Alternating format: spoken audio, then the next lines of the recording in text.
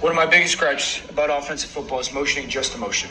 We're just moving a person from one side of the line of scrimmage to the other just because, or one side of the ball to the other side of the ball just because. Number two, I hate that consistently teams will get into 3rd and 1 or 4th and 1 and take their quarterback and put him in shotgun 5 yards away from, actually 6 yards away from where we're trying to get to, and have no action with the quarterback. There's no potential zone read. There's no potential quarterback run. It's just catch and throw. We're making the goal harder. Okay, so the motion.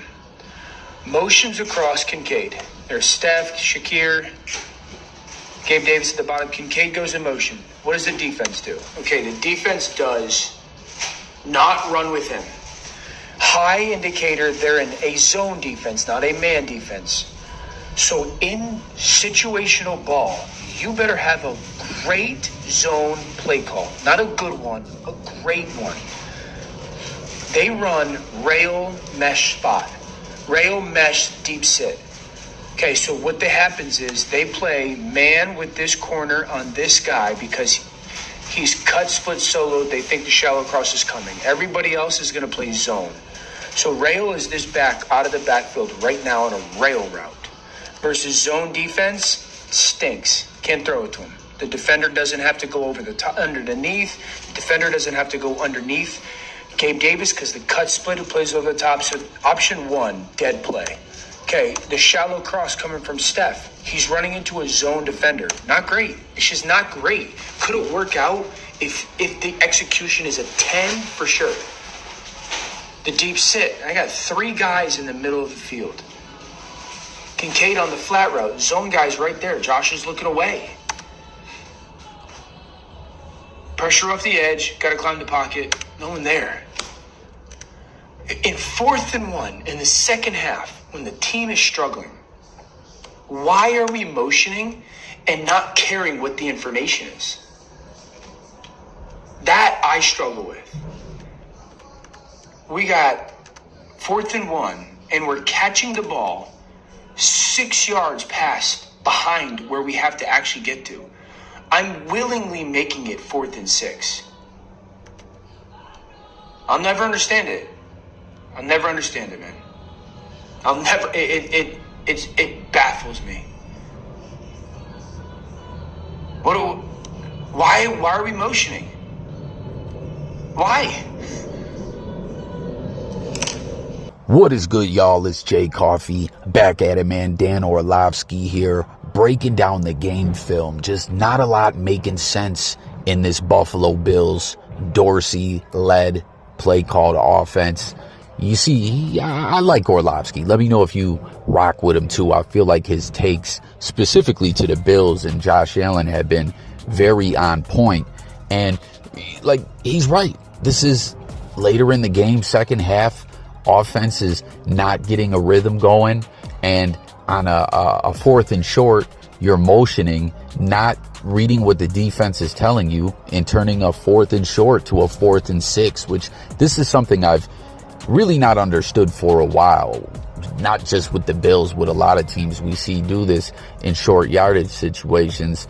I mean, I get it. Sometimes you switch it up and fool the defense passing.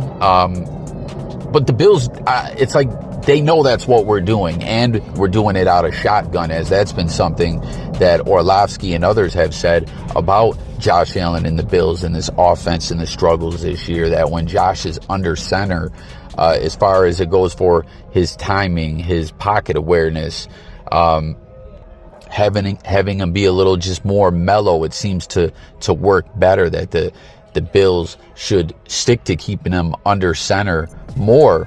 And at times when we've done it, as you see the breakdown of last night when Josh was under center, there was more production, not a lot more, but more. And we always get away from it, you know. But here we are, Dorsey's gone. A lot of fans, myself included, are happy. There's been all this talk. Is it Dorsey's fault? Does the blame lay on Josh? Who does it lay on? Now a lot of individuals are saying, listen, this is a very talented quarterback, very talented team that's had this Super Bowl window. We've got almost to the mountaintop, and you can't take that for granted. You got to try to capitalize off it. And despite whoever's fault you think this is, this ish ain't working. The Bills are 5-5, 7 games left. You see the remaining schedule. It's some tough games. You know, it's the harder part of the schedule. No one thought we would be 5-5 at this point. And regardless of whose fault you think it is, you got to switch it up. You can't go back out there continually rocking with what we've been doing when the results have been right in front of our face. It's not working. And, you know, a lot of fans I see also are kind of saying that, well, we should have had this happen a week ago. Why did McDermott feel being the front office feel another week of this when we're in these dire straits? Like, why even do it? And I can't say I disagree with that, but still, I'm happy a change is happening. Man, 5-5. I mean, people are going to tell me I'm crazy. People are going to talk ish, but this is a good team. We've had struggles in the last seasons when we've been a successful team. The struggles haven't been this bad, but it's been tough at times, and we've bounced back. And I still feel confident, even at this point, not just that we can, that we will.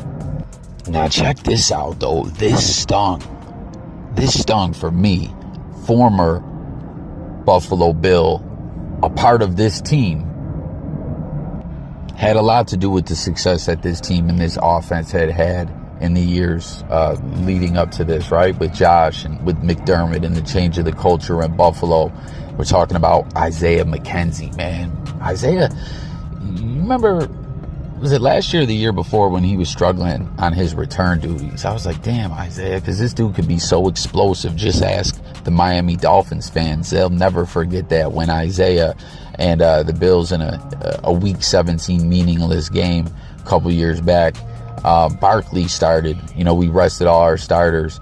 And Isaiah, it was mostly second and third stringers out there, but Isaiah was essentially the wide receiver one out there. And he balled out, I think, 4 touchdowns, 2 passing touchdowns, 2 receiving touchdowns, and just broke the Dolphins' heart. A team that had a top-notch defense, our second and third stringers with our backup quarterback, just smacked them upside the head and eliminated them from playoff contention. But Isaiah has moved on. He's with the Colts. And this hurts. You see him taken to the Twitter sphere and laughing. LOL, emojis everywhere. Denver can't even lose this game when they're trying to. And, you know, he's right. This is what I was saying last night. This is what's going on in Buffalo.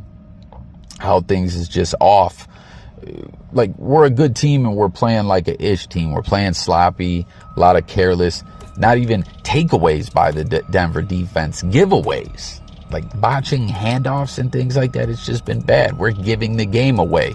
And Isaiah McKenzie's on here laughing about it. That stung. But then you see he tweeted again saying, oh, this is more about Denver than the Bills. You know, as Isaiah played for the Broncos before. But I don't know. I feel like he really was taking a shot at the Bills, man. Like maybe he's a little bit bitter. You guys let me know what you think about it all. If I'm Brian Daboll, I'd consider quitting the New York Giants and going back and taking the Buffalo Bills. You a dog, bro. They are so damn awful. You are so dirty, man. Those Giants are so damn awful. The Giants are so damn awful. If I'm Brian Daboll, I'm like this. This might ruin my reputation. This might ruin my reputation staying here. It's bad enough I'm at the Swamp in East Rutherford, New Jersey, but now people ain't even blaming the Swamp for the stench. They blaming me. I might need to get the hell up out of there. And let me tell you something right now. In all seriousness, obviously that's not going to happen. Of course, I'm joking around.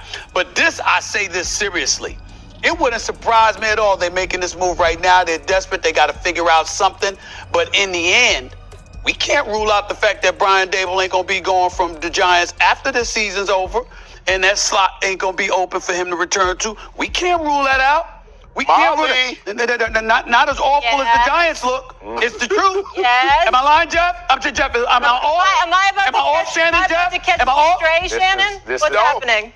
Stephen A., you remember earlier this year, I said the Giants looking bad. There's a situation that Brian Daboll might be without a job, and Molly says not right. Are you sure about that, Molly? You want to rethink right that? now? Right now. Now you can't say that. You know who should come on home? Bill Belichick, if he wants to. You know. What a take there by Stephen A. Smith, Brian Daboll. We saw it a couple weeks ago when the Bills won that close one against the Giants. A game we won that was not a pretty game, you know what I'm saying? And at the end of the game, we saw Daboll and McDermott looking like the shortest, most awkward handshake ever, looking like maybe they were about to scrap out there on the field.